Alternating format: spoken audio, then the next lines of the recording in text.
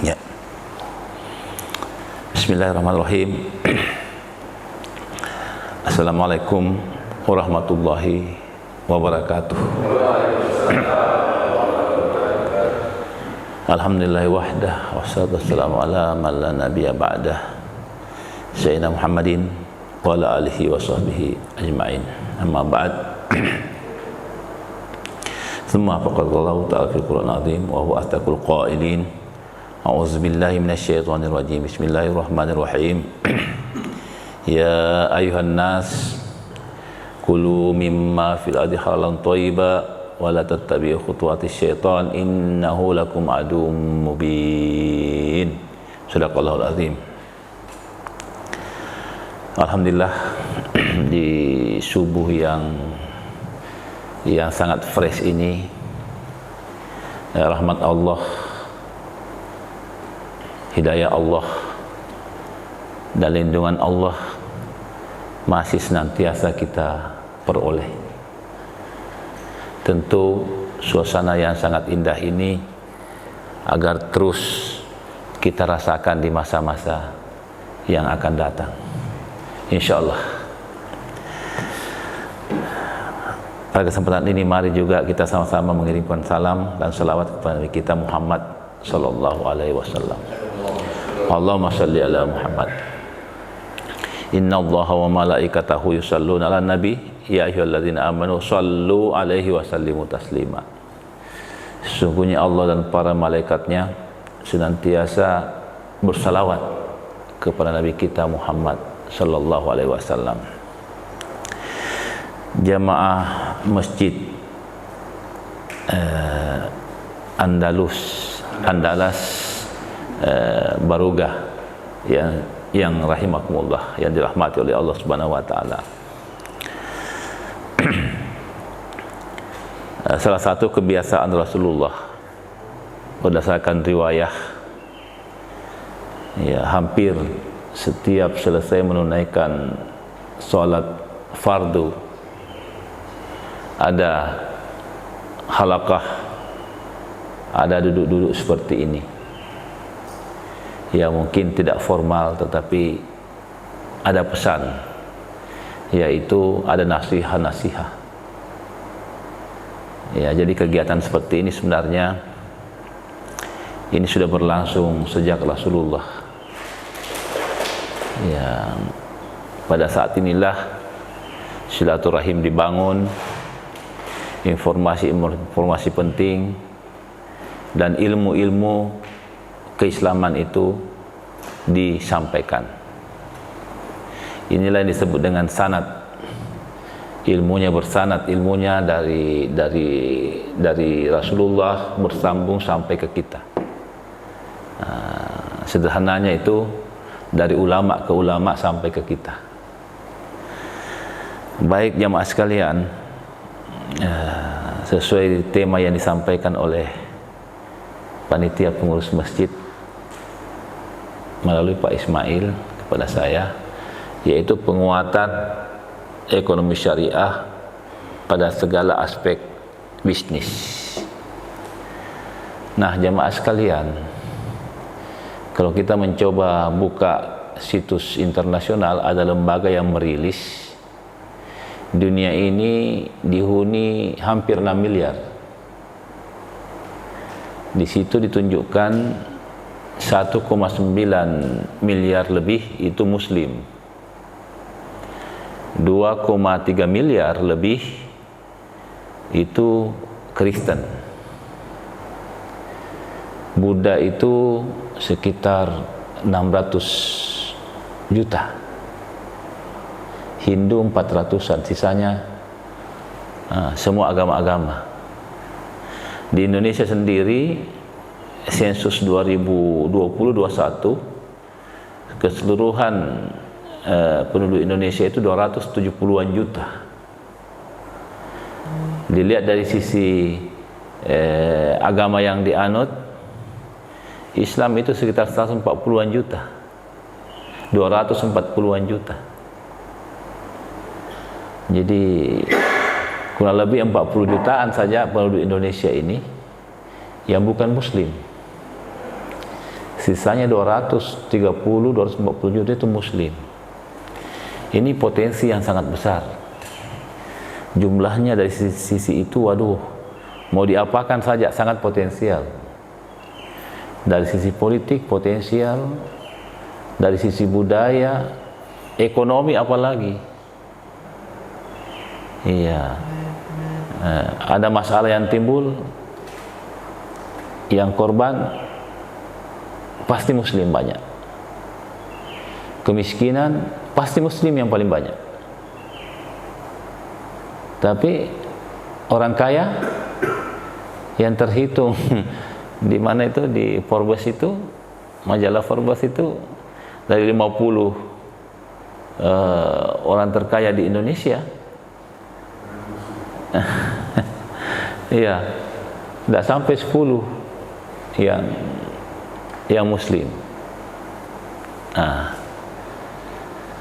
secara umum Bapak Ibu sekalian, dunia Islam keseluruhan masih konsumen sejati. Iya. Masih pengguna sejati.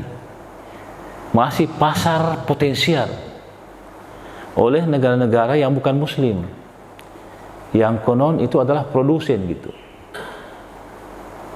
Coba kita rasakan ini saja HP kita ini. Tidak ada orang tanpa HP, apalagi di kota. Anak-anak saja sudah dibelikan HP. Bagaimana? Ini produk apa ini?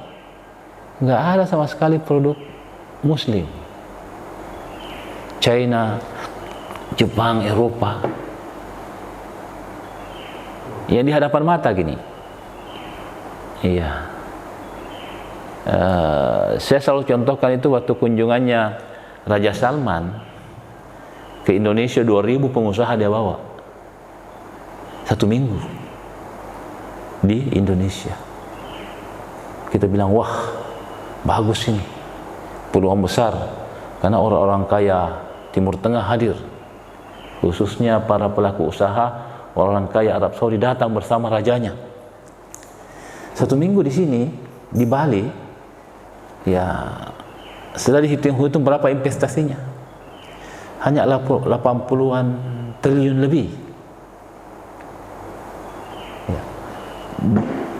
Langsung ke Cina. Di Cina juga suasananya sama. Ya, kurang lebih beberapa hari di sana, semingguan. Tapi waktu di Cina bedanya, waktu dia pulang, dihitung-hitung investasinya berapa? Hampir 2000 triliun. Iya. Bagus. Kenapa di Indonesia hanya 80 triliun? Di China itu 2000 triliun. Ya, inilah tantangan kita. Padahal muslim di Indonesia itu 240-an juta. Di Cina sudah pasti bukan muslim. Kenapa? Investnya lebih banyak di sana. Ya mungkin karena ada hadisnya ya. Utlubul ilm walau bisin. Tuntutlah ilmu itu, Rasulullah yang langsung sampaikan, walaupun sampai ke negeri Cina. Nah, jamaah sekalian, apa hikmah yang kita bisa ambil dari sini? Kalau kita mau membangkitkan ekonomi umat kita, ekonomi syariah atau ekonomi berbasis Qur'ani, ya contoh gaya Arab Saudi, ya notabene pusat Islam, itu saya pikir kurang bagus contoh itu. Karena mereka itu ya rahmat Allah pada mereka itu kaya-kaya, ya, sudah pada sejahtera. Jadi mereka tidak berpikir lagi untuk menciptakan gitu. Tidak berpikir lagi untuk menjadi entrepreneur gitu. Akhirnya mereka jadikan Cina itu sebagai kawasan industrinya gitu. Iya, investnya ke sana gitu. Iya. Nah, dan inilah kalau Bapak Ibu baru umrah atau haji, coba lihat apa yang dijual di sana, di sekitar Ka'bah, di sekitar Madinah itu, ya made in China semua. Sajadahnya, tasbihnya, Hanya kemenyan saja barangkali yang bukan dari Cina. Itu alat-alat ibadah elektronik, Quran itu Cina semua. Ya, saya pikir kalau kita Indonesia jangan melihat itu. Ya, berarti apa kesimpulannya? Ya, negara Islam itu konsumen sejati, bukan produsen. Ya, ke depan ini nggak bisa kita begini terus. Kalau kita produsen, kalau kita konsumen, apa yang bisa dilakukan, Pak? Kita bergantung pada yang lain, pada negara lain. Nah, ya mau dibangun ini bagaimana kita menjadi entrepreneur, bagaimana kita menjadi produsen gitu. Ya, ini suka tidak suka itu kenyataannya. Iya, itu yang sederhana gitu. Nah, di Indonesia sendiri kacamata kita bapet tidak ada buatan Indonesia, tidak ada buatan Muslim, tidak ada. Semua impor semua. Nah, jadi kelas kita, status kita sebagai Muslim dalam kaitan ekonomi ya konsumen. Ya umumnya pedagang, trader gitu. Pedagang itu ya beli jual. Apa yang dia dapat hanya margin keuntungan saja. Nggak ada. Kalau kita lihat dari sisi kualitas berekonomi rendah sekali. Ya mestinya kita jangan hanya berdagang seperti ini, beli jual, tapi bagaimana kita memproduksi, bagaimana kita berinovasi, bagaimana kita berkarya agar kita yang menjadi produsen, kita yang menentukan harga. Nah itu. Tapi ini gambaran realitas, Bapak Ibu sekalian. Itu apa penyebabnya? Ya, penyebabnya kalau kita lihat sejarah, karena ahli sejarah itu menjelaskan dengan baik. Kalau saya bukan ahli sejarah, cukup menyampaikan saja. Memang abad pertama Hijriyah sampai abad ke-12 ke-13 itu di situ masa keemasan Islam, masa kejayaan Islam. Teknologi kita kuasai dan bangkit Eropa barangkali belum ditemukan waktu itu. Belum ada apa-apa di sana di Eropa pada abad ke-12 ke-13. Islam sudah jaya. Di Irak itu kayak surga dunia gitu, ditemukan di bawah laut, ditemukan kayak semacam apa namanya, kayak HP, kayak elektronik pada masa itu. Dan dunia kita kuasai. Ekonomi kita kuasai, politik sangat mempengaruhi. Iya, apalagi budaya Islam sangat disegani waktu itu. Nggak tahu kenapa bisa bergeser itu. Mereka tinggalkan dunia menuju ke langit. Ilmu yang dikembangkan ilmu akidah, ilmu teologi Islam, ya ilmu fikih, ya ilmu tentang penguasaan dunia, ilmu tentang pengendalian dunia, ilmu tentang ekonomi, inovasi-inovasi itu tidak berkembang. Nah, disinilah Barat ambil. Jadi sejak diruntuhkan itu Baghdad, Irak, katanya itu buku-buku itu jadikan jembatan, dijadikan jembatan, dibuang ke sungai jadi jembatan, jadi apa gitu. Ya, kalau kita mau jujur ya yang kau jadikan jembatan ya mungkin banyak, tapi kau sudah ambil isinya, sudah ambil masternya, dibawa ke Eropa gitu. Nah dari sini ya akhirnya dakwah kita itu, kalau di Indonesia ya dari kajian saya pernah survei Pak Ismail juga, saya di kampus saya tugasi mahasiswa coba di masjidnya itu 4 kali 5 kali Jumat. Di masjid tempat mahasiswa tinggal di seluruh Makassar. Apa materi khutbahnya itu? Apa materinya itu khutbah Jumat? Setelah saya lihat kumpul, berarti ada sekitar 400-an mahasiswa, berarti 4 kali Jumat 1200 kali khutbah gitu. Di beberapa masjid, di minimal satu orang itu kan 4-5 masjid. Setelah kita evaluasi rekap itu ternyata memang yang bahas ekonomi Islam itu, ekonomi syariah itu, muamalah iktisadiyah itu, waduh kecil sekali Pak. sekian persen gitu. Tidak sampai, tidak sampai 5%, 3% saja. Yang banyak itu surga, neraka. Benar sih, nggak ada masalah. Akidah, benar, nggak ada masalah. Iya, sejarah Islam, pendidikan Islam, itu benar, nggak ada masalah. Tetapi untuk yang satu ini memang hampir tidak ada Pak yang bahas. Nah, di sini pertanyaan besarnya, ya, apakah memang umat Islam itu menjalankan syariahnya tidak ada kaitannya dengan usaha mereka, tidak ada kaitannya dengan pekerjaan mereka, tidak ada kaitannya dengan bisnis mereka, profesi mereka. Ya, ibadah jalan terus, sholat alhamdulillah, masya Allah, umrah, haji. Kalau di sosial haji 30-40 tahun baru bisa naik gitu, antrinya bukan main. Ya, tapi adakah yang pernah bertanya di antara kita, bagaimana ekonomi kita? Ya, bagaimana usaha kita? Bagaimana profesi kita? Apakah sudah sesuai syariah atau bagaimana? Atau tidak ada kaitannya gitu? Ini kan sebuah masalah besar yang harus diselesaikan, Pak. Karena sepanjang kita tidak kembalikan ke sana, tidak coba menyadari itu, maka insya Allah kita akan menjadi konsumen sejati terus. Ya, mungkin saja di antara kita sudah ada yang menjalankan ekonomi syariah dengan baik, tapi kita belum sadar bahwa itu ekonomi syariah yang kita lakukan. Saya kira ini yang terjadi sekarang. Kita sudah bekerja dengan baik, dengan jujur, dengan amanah, tapi kita tidak pernah merasa bahwa ini perintah Al-Quran gitu.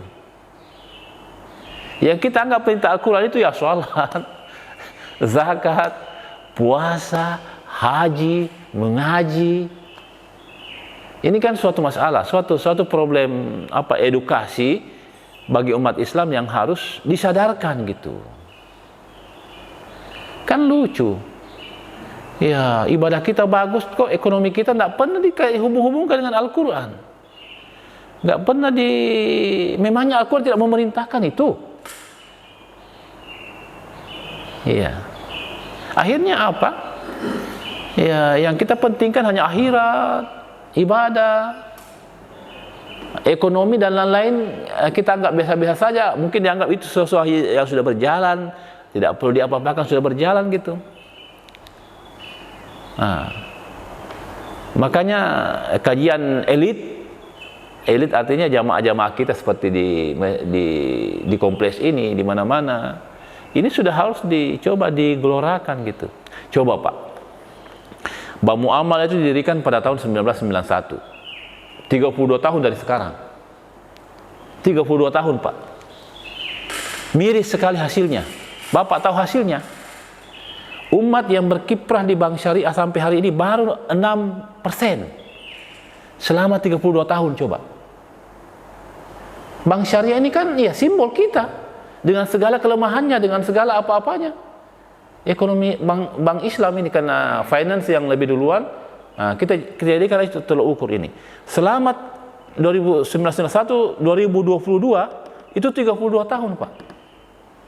Rilis kemarin di awal tahun baru 6%. Berarti dari seluruh Indonesia, dari 240 juta muslim, baru 4% yang mencoba bergabung di bank syariah.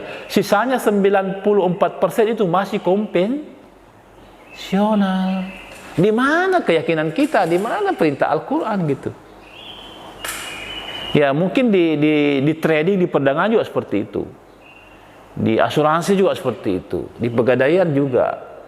Pasti karena biasanya finance bank itu lebih dominan gitu. Meskipun itu hanya satu aspek kegiatan. Nah, ini jamaah sekalian, di pendidikannya. Karena ini kan berantai, apa yang kita mau kerjakan, apa yang kita mau praktekkan dalam kehidupan kan terkait dengan pembinaan, pendidikan. Ya, pendidikan juga sekarang sudah berlangsung. Sudah ada di perguruan tinggi, sudah ada jurusan ekonomi syariah, sudah ada jurusan perbankan, sudah ada jurusan asuransi Islam dan seterusnya. Ya. Di UIN, Alauddin di sana S1, S2, S3 alhamdulillah. Tapi yang miris itu di pesantren. Di pesantren kita di Sulawesi Selatan ini, saya 2 tahun lalu saya meneliti, saya mau lihat bagaimana peran pesantren itu dalam pengembangan ekonomi syariah. Sebentar kita akhiri dengan menjelaskan sedikit bagaimana berekonomi syariah dengan mudah. Ya, saya teliti 6 pesantren besar di Makassar, di Sulawesi Selatan. Saya bertanya kepada gurunya, apa yang kita lakukan tentang ekonomi syariah? Apa itu ekonomi syariah, Pak? Dia nggak ngerti apa itu ekonomi syariah. Ya, apa itu ekonomi Islam? Coba lihat bukunya, Bu. Saya lihat bukunya, Pak, itu anunya, kita pengajar muamalah, saya lihat itu ada buku ekonomi. Ya, buku modul ekonomi. Saya baca di situ ada bank syariah, ada asuransi syariah, ada wakalah, ada mudharabah. Ini yang namanya ekonomi syariah. Bilang tidak, Pak, yang kita tahu itu hanya muamalah gitu. Jadi secara akademik, secara pendidikan, pembelajaran ekonomi itu sudah besar sekali. Saya masih di pesantren dulu, Pak, maaf Pak ya. Saya di pesantren dulu sekitar ya 30 tahun yang lalu. Saya sudah diajari oleh kiai saya, guru kita itu, tentang mudharabah. Yang dipraktekkan sekarang musyarakah, rahan, apa namanya itu, yang dipraktekkan di Bambang, di mana ini yang menjadi produk syariah 30 tahun lalu. Tapi waktu itu saya dapat 10, Pak. Karena saya suka itu materi ini. Apa yang terjadi? Kita tidak tahu apa, hanya ilmu untuk ilmu saja. Ilmu untuk ilmu, bukan untuk dipraktekkan gitu. Jadi kalau Bapak tanya di pesantren tentang teori bagaimana kontrak-kontrak, itu mereka tahu. Tapi itu jalan untuk ilmu saja, tidak dipraktekkan gitu. Ini masalahnya. Jadi ilmu untuk ilmu, ilmu dari langit kembalikan ke langit lagi. Nah, sekarang, kapan ini, kenapa dia bisa membumi? Ya, itu kerjasama ICMI, Soeharto dan Majelis Ulama Indonesia itulah pertama kali mendirikan bank muamalat. Di situ mulai implementasinya. Nah, tapi itu pun tidak diiringi dengan sambutan dari pesantren, dari sekolah-sekolah agama untuk menyambut ini, menopang ini praktek-praktek yang diajarkan melangit, yang dipraktekkan hampir tidak ada gitu. Nah, ini semua kita harus benahi, jamaah sekalian. Saya kira ini gambaran sekilas tentang ekonomi syariah, tentang ekonomi Islam ya. Ekonomi syariah, ekonomi Islam jangan kita pertentangkan, Pak, sama aja itu. Ekonomi syariah di Indonesia kebetulan banyak yang fobia Islam, makanya ekonomi syariah namanya. Tapi di luar negeri Islamic ekonomi semua namanya, ekonomi Islam semua namanya. Tapi tidak usah dipertentangkan itu. Nah, sekarang jamaah sekalian, apa yang dimaksud dengan ekonomi syariah? Ya, apa yang dimaksud dengan ekonomi Islam? Dalam Al-Quran yang saya bacakan tadi, ya ayuhan nas kulu mimma fil ardi, wahai manusia, bukan muslim, Pak ya. Al-Quran meminta, Allah meminta, ya ayuhan nas, wahai manusia, bukan hanya muslim, bukan hanya mukmin. Kulu mimma fil ardi, kulu ini artinya makanlah, konsumsilah, akala yakulu, makanlah, konsumsilah. Mimma fil ardi, apa yang ada di bumi, halalan thayyiban, secara halal yang baik. Dalam buku-buku tafsir oleh ulama kita mufassir itu menerjemahkan itu makanlah, konsumsilah. Sederhana banget. Masa begitu sederhananya Al-Quran hanya menyuruh makan, kita makan kan. Itu yang diterjemahkan bahwa makanlah, konsumsilah. Makan betul lah, makan, memasukkan sesuatu. Masa Al-Quran hanya menyuruh kita makan? Iya.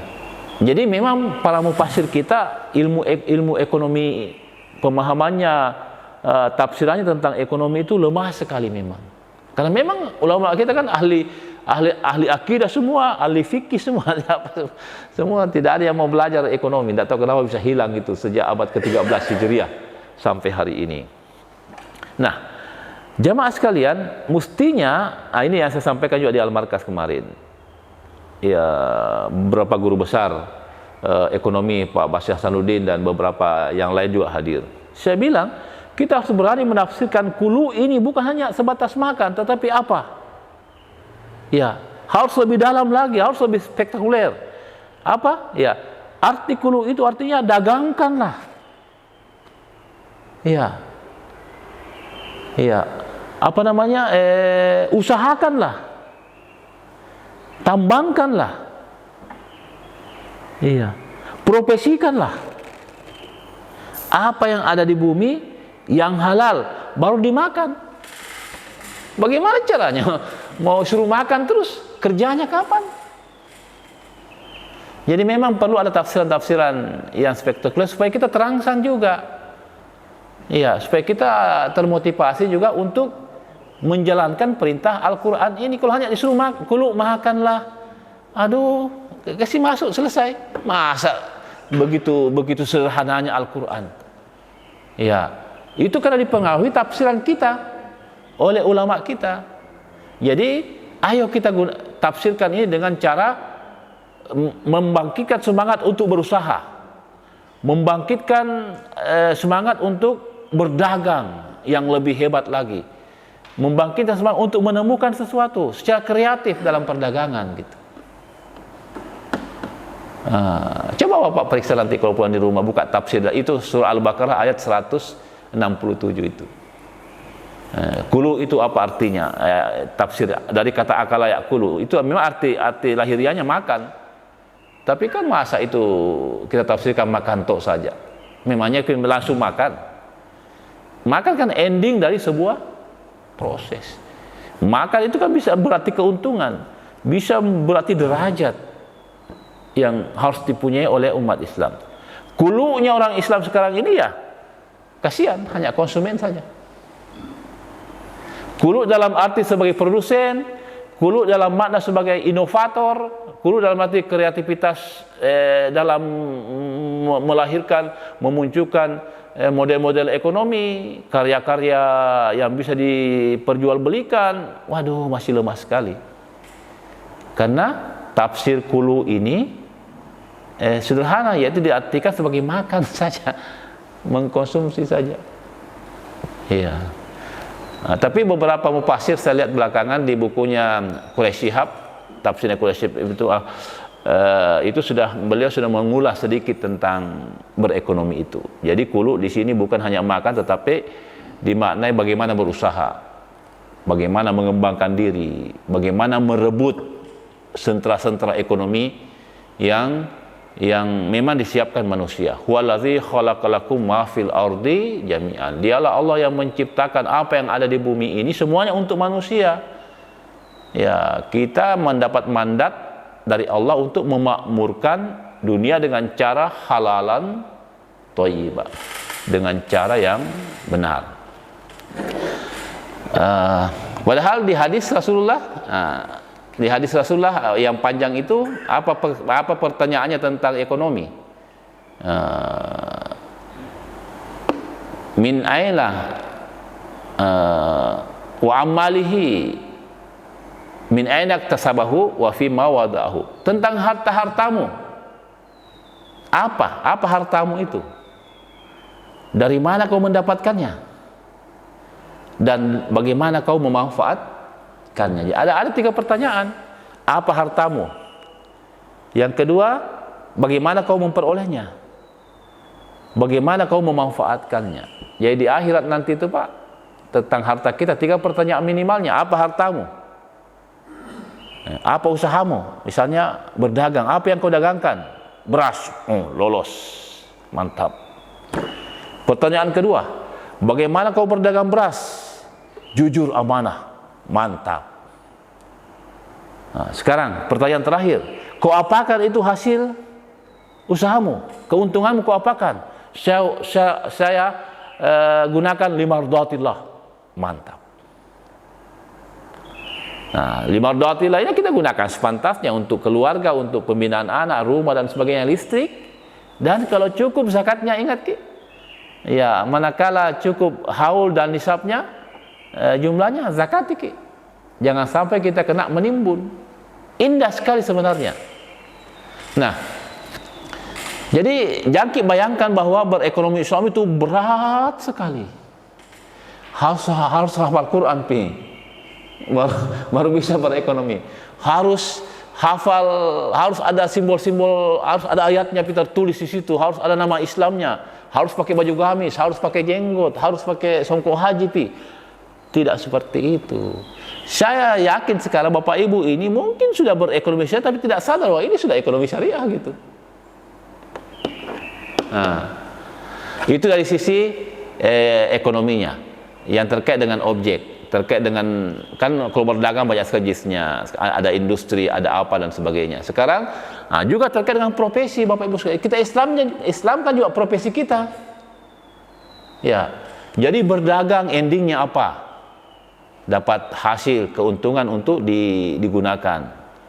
Ya. Menjadi dosen endingnya apa? Dapat gaji untuk dimakan, untuk digunakan hidup. Menjadi anggota DPR endingnya apa?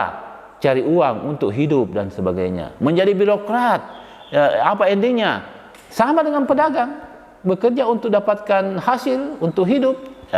Birokrat, akademisi, dokter, pengacara, konsultan, apalagi anggota DPR, itu semua adalah profesi.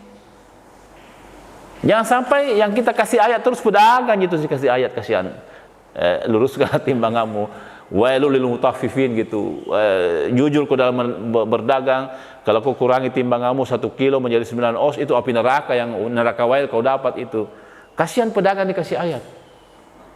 Sementara yang lain yang banyak hasilnya itu tidak boleh dikasih ayat, kalau memang tidak ada ayatnya.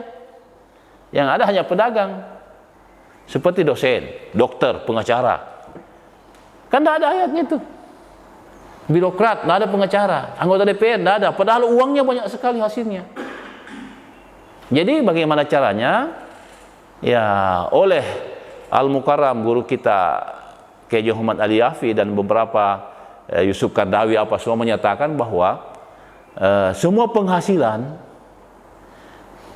yang dilakukan oleh seseorang, apalagi seorang muslim, yang tujuannya untuk kelangsungan hidupnya, untuk mendapatkan hasil keuntungan, ya, itu semua dipandang sebagai sesuatu yang sesuai syariah. Ya, sepanjang dilaksanakan dengan benar, tidak bertentangan dengan syariah. Jadi mau berdagang, kan hadisnya berdagang, ternak, itu saja. Apalagi bertani, itu jadi, kalau kita hadis itu ekonomi Islam itu hanya 3: berdagang, bertani, beternak, barang temuan. Tapi itu di masa Nabi. Sekarang apa? Ribuan itu jenis kegiatan. Jadi intinya ada usaha kita yang benar, tidak bertentangan dengan Al-Quran, tidak bertentangan syariah, apa saja bentuknya, mau berdagang, mau industri, mau profesi, bismillah, itu ekonomi syariah. Nah, yang penting diikuti caranya tadi, dipastikan benar, sah itu kita punya objek usaha. Yang kedua, dipastikan caranya benar, amanah, tidak ada garar, tidak ada batil, tidak ada riba, bismillah. Setelah itu kita gunakan dengan baik. Berarti kalau begitu ekonomi syariah luas sekali, ya betul. Ya, ekonomi syariah adalah fikih muamalah yang mencakup segala aspek kehidupan kita. Jangan terjebak dengan istilah modern sekarang ini. Ekonomi syariah itu hanya perbankan, hanya asuransi syariah, itu yang dipraktekkan. Ya, itu yang formal, yang sempit. Ya, karena ada aturannya, ada undang-undangnya. Tapi yang umum itu semua aktivitas kita, semua usaha kita, semua profesi kita. Kita lihat saja apakah usaha kita ini benar, sah, apakah profesi kita ini benar dan sah, tidak ada unsur-unsur yang diharamkan dalam. Bismillah, itu sudah berekonomi syariah itu. Nah, kalau ini sudah banyak di Indonesia, cuma kan seperti kita semua ini. Saya juga baru sadar nanti setelah saya kuliah S1, S2 baru saya sadar, oh ekonomi Islam begini. Selama ini dianggap biasa saja. Padahal itu ilmu Islam sudah diatur semua. Ribuan kitab fikih, Pak. Kalau Bapak baca kitab fikih yang kitab kuning oleh ulama-ulama kitab pesantren itu, apa bab pertamanya? Babul amwal, bab tentang harta-harta. Coba. Itu ekonomi. Babul uqud, bab tentang kontrak-kontrak bisnis. Coba. Babut tijarah, bab tentang perdagangan. Itu ada hadisnya, ada akad-akadnya. Tapi ini kan hanya untuk ilmu gitu, tidak dipraktekkan. Baru 30 tahun terakhir di Indonesia, kita mencoba membumikannya dalam kehidupan keseharian kita. Sekira ini dulu, Pak Kiai, Pak Haji. Sekedar pengantar, ini agak bahasanya agak tinggi karena saya pikir ini jamaahnya kan jamaah elit ini. Ya, jamaah Andalas ini hebat-hebat semua. Ya, pemahaman keagamannya insya Allah sudah bisa nyambung dengan bukan jamaah biasa gitu. Ini kan bukan kompleks biasa juga ya. Kompleks ya berkelas lah. Beda itu yang di masjid sana. Saya harus menggunakan bahasa-bahasa yang ini, yang biasa-biasa saja. Saya kira itu Pak. Jadi kajian kita tentang ekonomi syariah. Yang pertama, kesimpulannya, jangkit terjemahkan ekonomi syariah itu berat. Tidak. Ekonomi syariah itu tiada lain adalah aktivitas ekonomi kita dalam keseharian kita. Tidak perlu Bapak harus tahu ayatnya, tidak perlu Bapak tahu di mana anunya, tidak perlu Bapak harus ada ayatnya, harus pakai songkok, harus pakai apa. Cukup Anda lihat, oh ini tidak bertentangan dengan syariah. Bismillah, itu sudah ekonomi syariah. Dagang beroncong, dagang sayur, dagang apa semua, beras apa semua, itu kan yang dijual kan benar, tidak sah. Usahakanlah bismillahirrahmanirrahim, usahakanlah jujur. Yang di bank, kerja di bank, usahakanlah tepat waktu, jangan neko-neko. Yang jadi politisi, jangan macam-macam. Jadi dosen, mengajarlah dengan baik, jangan ceritain saya kemana-mana baru tidak pernah mengajar. Sama saja itu. Apapun yang kita lakukan Pak, lakukanlah dengan amanah, dengan jujur. Kalau ada SOP-nya, ikuti SOP-nya. Bismillah, itu sesuai dengan syariah itu. Kalau ada yang tidak jelas-jelas sedikit, ya hindarilah. Seperti bekerja di perusahaan minuman keras, bekerja di tempat remang-remang di Nusantara. Ya kalau ada anak kita di situ, kalau memang masih bisa hidup, tidak usahlah cari yang lain dululah. Kalau memang sudah ada yang lain, kan itu remang-remang, tidak jelas hukumnya Pak. Apalagi kalau ada dijual minuman keras, ada dijual apa dan sebagainya yang diharamkan, ya itu kan sesuatu yang karena objeknya dilarang. Carilah yang betul-betul dijamin kehalalannya dan kita lakoni dengan jujur, amanah. Insya Allah kita sudah berekonomi syariah. Saya kira ini kesimpulannya. Kalau kita diskusi, ya silakan. Ya baik. Silakan Pak Ji. Ya, silakan. Tidak apa-apa. Ya. Bukan hanya bertanya Pak ya, menyampaikan juga, memberikan juga apa masukan, pengalaman gitu. Ya. Assalamualaikum warahmatullahi wabarakatuh. Terima kasih terkait dengan ekonomi syariah yang menarik sekali Pak. Setelah dia mendengar dari dia bahwa dia untuk menuntaskan segala carut marut di bidang ekonomi maupun itu birokrasi kita yang korup ini mungkin dengan melalui ekonomi syariah yang bisa clear karena semua dimulai dari Bismillah. Tapi mohon maaf Prof, saya belum melihat Indonesia lain merubah mindset masyarakat kita terkait dengan pemanfaatan atau melaksanakan ekonomi syariah seperti apa. Jadi kita berubah.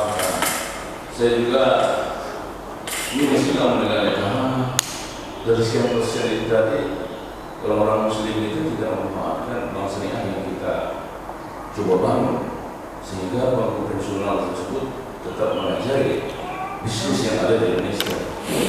Kemudian terkait dengan suku, saya mendengar investasi bisnis investasi terkait dengan infrastruktur yang biaya dari masyarakat Muslim, khususnya di anggaran APBN kita.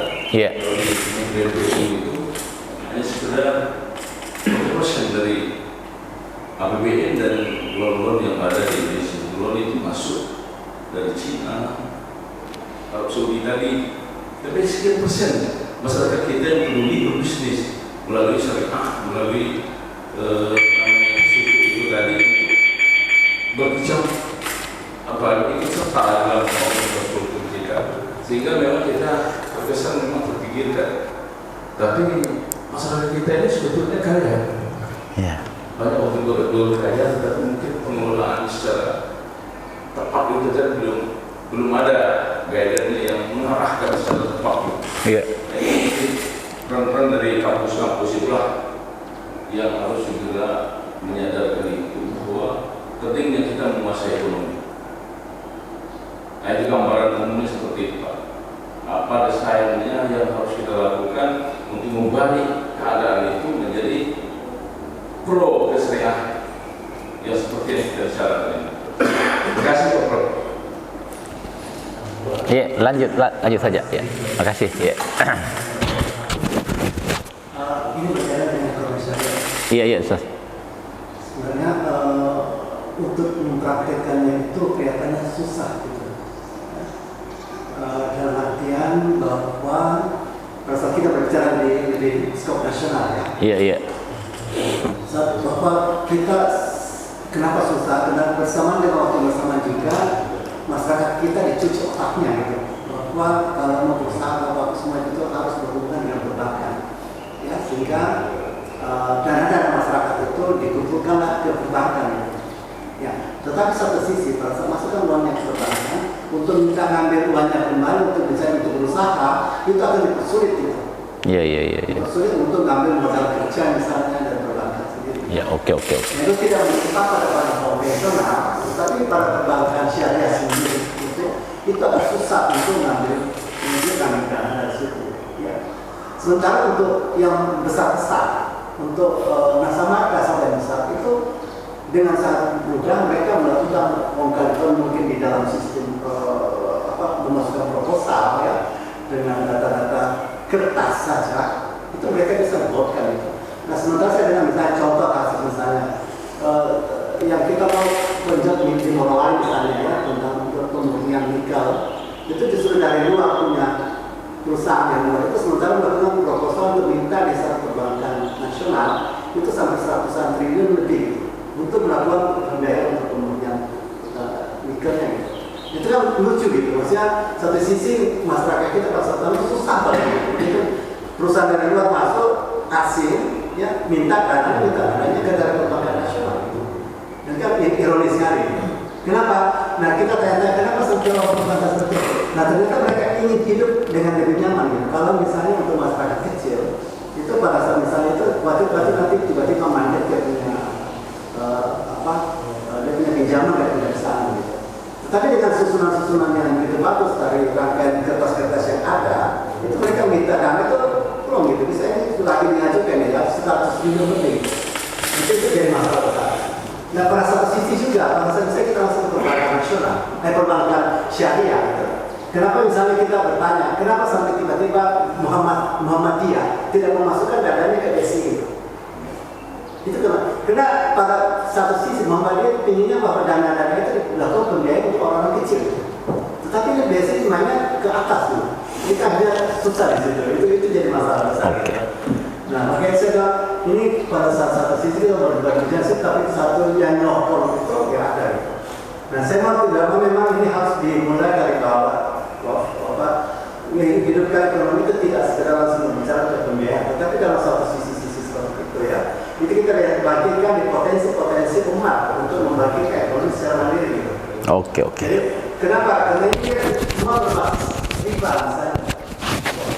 Bahwa semua cadangan kita punya cadangan emas apa semua, ya. Itu misalnya sekarang kita ada dengan sekarang misalnya tentang uang digital, Bitcoin apa segala. Itu kan misalnya kita jual uang kita ke luar, misalnya cadangan emas kita bawa keluar. Kemudian apa itu kan dengan apa? Hanya dengan angka saja gitu. Itu kan kerja yang semua. Nah sekarang kita mau dimaklumatkan seperti itu. Maksudnya kita hanya disuruh nabung, suruh jual emas apa segala. Kemudian juga dengan kita hanya kode-kode angka saja seperti itu. Iya. Itu barangkali.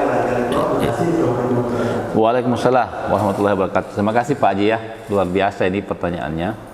Bukan juga pertanyaan, informasi ya, informasi realitas umat Islam terkait dengan usaha dan kebijakan negara terkait dengan ekonomi Islam ini.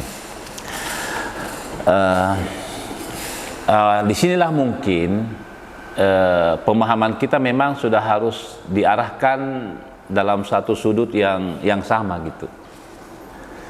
Jadi ekonomi syariah ini kita jangan terlalu dibayangi dengan perspektif cara berpikir, cara melihatnya secara ekonomi di luar Islam gitu, yang konvensional, yang mewarnai pemikiran kita sekarang.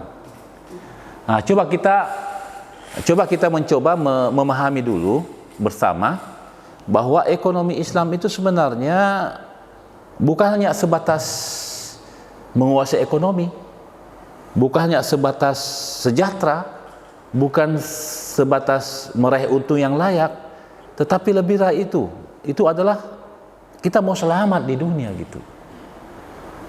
Ya, jalan untuk menuju surga gitu. Ya, ini dulu kita harus kembalikan ke situ.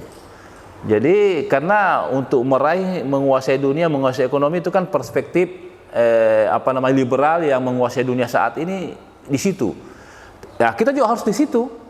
Tapi tolong kita tambah bahwa kita berusaha ini mengambil kebijakan apa saja harus orientasinya bukan hanya orientasi material tetapi orientasi spiritual, yaitu orientasi keselamatan di dunia dan di akhirat. Fa inna dunya balagun ilal akhirah. Sementara ekonomi Islam yang berkembang sekarang institusi kan, apakah institusi yang masuk surga? Apakah bank syariah yang masuk surga? Ataukah lembaga negara yang masuk surga? Yang masuk surga kan kita semua kan nanti insya Allah. Tapi kita tidak bisa lepas dari institusi itu, karena institusi dijalankan oleh sosok-sosok kita semua. Nah ini Pak yang harus kita pahami. Jadi penguatan ekonomi Islam itu saya setuju sekali. Bagus sekali pertanyaannya Pak Haji. Penguatan ekonomi Islam itu ya memang harus dimulai dari kita sendiri, karena kita yang mau selamat gitu. Di Indonesia orientasi pengembangan ekonomi syariah itu institusi gitu, ya bank syariah ke masyarakat. Kalau aslinya ekonomi syariah itu kalau kita lihat di masa Rasulullah individual Pak, ya individual. Saya berkontrak dengan si A, bermurabah dengan si A, bermusyarakah dengan si B dan seterusnya. Individual. Disitulah kita uji kejujuran kita, amanah kita, keuntungan yang layak, tidak ada zalim di antara kita. Itulah sebenarnya kunci ekonomi Islam. Jadi kalau kita hanyut juga dengan kebijakan negara, kebijakan apa itu penting juga. Tapi kan kita harus pahami dulu bahwa kita sendiri dulu yang harus memulai. Kalau saya pedagang, saya harus jujur. Kalau saya birokrat, saya harus amanah. Kalau saya legislator, saya harus tahu bahwa uang yang saya terima itu harus halal gitu, harus sesuai dengan kerja saya. Kalau saya dosen harus mengajar, kalau saya guru harus mengajar dan seterusnya. Nah, manakala langkah-langkah ini kita tanamkan kepada misalnya kalau di pendidikan mulai dari ibtidaiyah, sanawiyah, SMP, SMA dan seterusnya, insya Allah pada masanya nanti mungkin kita sudah meninggal dan seterusnya. Kita terlanjur hidup di masa yang transisi seperti ini Pak. Lebih baik kita mati cepat, mungkin muncul generasi baru yang sudah jujur, yang sudah apa. Kita memang serba salah kita Pak. Kita hidup di tengah liberal, ajaran kita pada satu sisi menginginkan kita harus begini, dan sementara sudah terbentuk di sistem gitu. Jadi cukup saja kita pahami keadaan bahwa kita berjuang sesuai kapasitas kita untuk menyelamatkan diri kita, menyelamatkan umat dan menegakkan syariah Islam. Nah itu satu Pak ya. Jadi sukuk misalnya, kebijakan negara tentang ekonomi syariah. Nah, ini susahnya juga karena negara kita bukan negara itu Pak, bukan negara bukan negara Islam lah kasarnya, bukan kebijakan Islam, tapi kebijakan rasional. Islam salah satu di dalamnya gitu, yang harus dipertimbangkan. Dan alhamdulillah sekarang Pak, keberpihakan negara kepada ekonomi Islam itu luar biasa. Ada undang-undang perbankan syariah, ada undang-undang sukuk, dan semua peraturan perdagangan, keuangan, BI, OJK yang terkait dengan itu sudah siap Pak. Kalau perhatian pemerintah, kebijakan negara. Ya tapi ya ini lagi dana haji kan.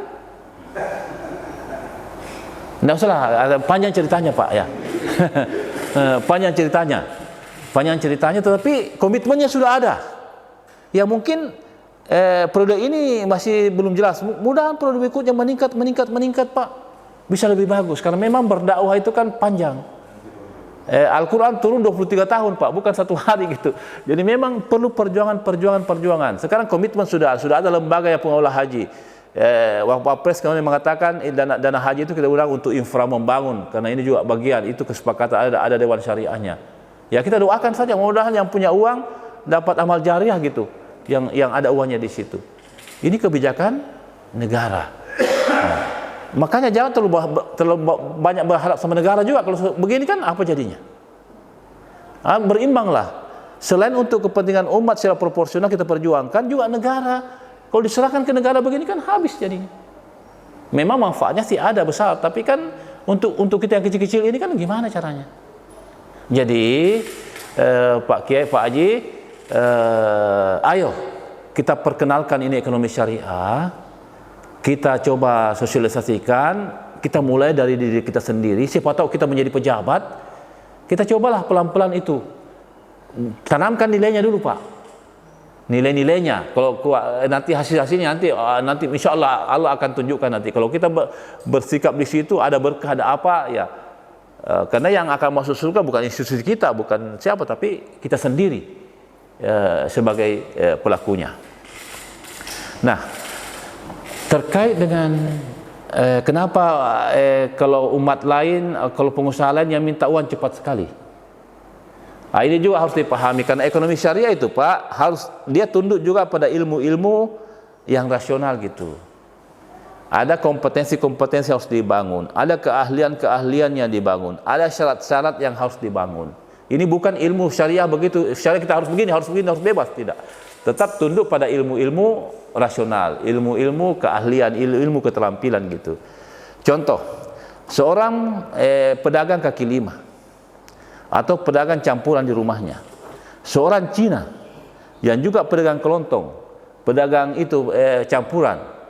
Yang Cina ini begitu dia minta ke bank untuk bantuan pembiayaan, diminta mana pembukuannya, mana laporan bukti bahwa perusahaanmu ini usahamu 3 bulan terakhir ada dinamikanya, perkembangannya gimana? Ini Pak, lengkap datanya, lengkap pembukuannya.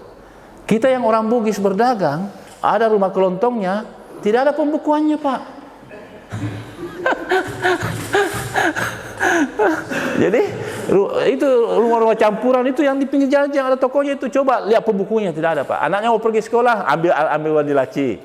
Ini mau beli ikan, ambil uang di laci. Uang perdagangannya Pak.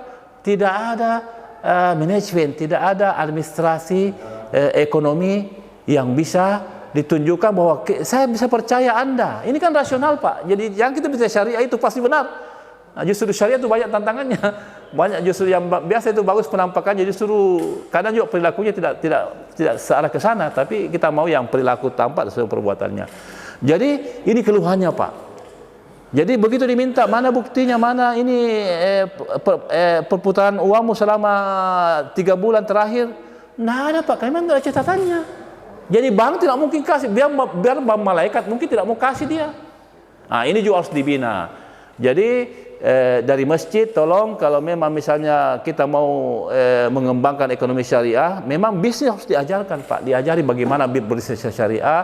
Kalau kau ada usahamu, buat namanya, perencanaannya, bagaimana cara kerjanya, dan laporan pelaksanaannya. Oh modalnya 1 juta per bulan, ini pemasukannya, ini pengeluarannya, ini keuntungannya, 3 bulan untung terus. Ini yang harus dibangun juga Pak. Dulu ada, tapi sekarang sudah tidak ada. Dia lapor, Pak, saya minta uang di bank, tidak mau kasih saya. Apa yang ada Bapak? Saya kan mau berusaha syariah. Wah, tidak bisa, bilang mana perencanaanmu, mana bukti-bukti usahamu. Ya, Cina cepat dikasih ya. Cina ada catatannya. Coba kita cek Pak. Saya biasa tes itu. Itu toko Cina itu yang di mana itu di Jalan Tinumbu, saya biasa cek. Kalau kita sudah keluar itu, misalnya dia catat itu anunya, ini saya beli ini, saya beli ini. Jadi itu semua yang dibutuhkan dalam kegiatan ekonomi. Jadi karena ini bukan ilmu baru ini Pak, baru mau diterapkan. Jadi tantangannya banyak Bapak Ibu sekalian. Selain kita pahami juga bagaimana prakteknya itu juga, ya tidak apa-apa kita contoh praktek-praktek konvensional yang benar itu. Al-adatu muhakkamah kan. pelayanan prima, administrasi yang baik, perencanaan yang bagus, pembukuan yang indah. Kalau itu kita lakukan Pak, insya Allah. Untuk skala kecil, skala menengah ya kayak seperti kita ini ya kita mulailah. Bagaimana kita mendorong supaya kalau mau belanja di mana kita belanja. Kalau mau tapi ya kalau menengah juga pelayanannya juga harus bagus. Kalau moro-moro terus belum apa-apa, ya sebenarnya di Cina kita beli bagus sekali, belum apa-apa dilayani apa dan sebagainya, itu semua jauh berkait Pak. Mari kita benahi semua. Pak Haji tadi soal apa tadi itu? Saya kira itu intinya Pak ya, Pak Haji ya. Ya, kita dari bawah kita mulai sesuai level kita. Pokoknya kita tampilkan, karena ilmu ekonomi syariah itu bukan ilmu karena Tuhan harus segala-galanya sisalabim, tidak.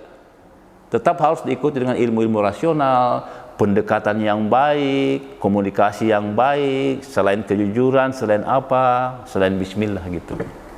Nah, ini belum terbangun Pak. Jadi insya Allah kalau kita sama-sama semua bergerak, ya ekonomi ini akan, karena secara komitmen insya Allah sudah itu. Sudah kita mau syariah, kita mau, tapi pelaksanaannya yang ulama sendiri juga belum Pak.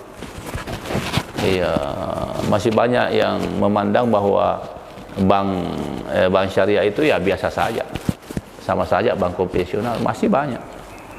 Coba kalau kita sadar, tarik semua pelan-pelan dana kita ke itu, tidak usahlah tarik semua separuh-separuh lah, atau proses simpan juga di bank syariah. Nah, bank syariah kan tidak bisa berkembang kalau kita tidak masuk Pak. Dari mana dananya? Kalau kita celah-celah terus lambat-lambat, kapan itu? Pokoknya tutup mata, bank syariah, saya mau selamat, mau apa, bismillah, saya simpan di situ. Coba kalau kita begitu, kalau tidak berkembang ini bank syariah Pak, bisa uji, bisa diadili nanti kalau tidak. Sekarang belum apa-apa, bank syariah lambat, bank syariah ini tidak bagus. Ini kan baru berkemasa, Bapak mau sandingkan itu bank muamalah dengan BCA, dengan Penin yang sudah triliunan, sementara bank syariah baru merangkak. Tentu biaya tinggi, kasihan. Karena maintenance-nya belum banyak gitu, nasabahnya masih kurang. Tentu agak mahal sedikit, tapi jangan bilang mahal. Saya ke BCA saja deh. Mau selamat atau mau apa gitu? Kita bismillah lah, kalau rumah kita biar jelek-jelek sedikit, bismillah, berarti rumahku, pelan-pelan kita benahi.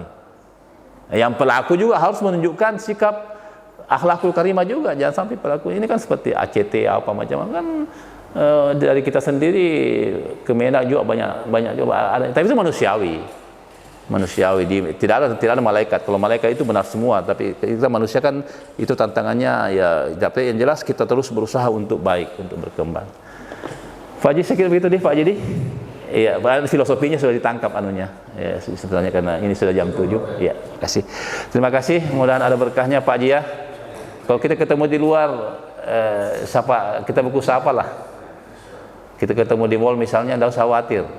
Iya, jangan sampai, tidak usah saya tahu Pak Ustaz nanti saya diajak makan atau gimana. Tidak ada masalah. Iya, pokoknya assalamualaikum lah. Kita ketemu. Saya senang sekali bersama jamaah Andalusia, yang jamaah yang ini dengan perumahan yang kita kenal, sangat terkenal ini Baruga Pak ya. Begitu Baruga kan pasti wah.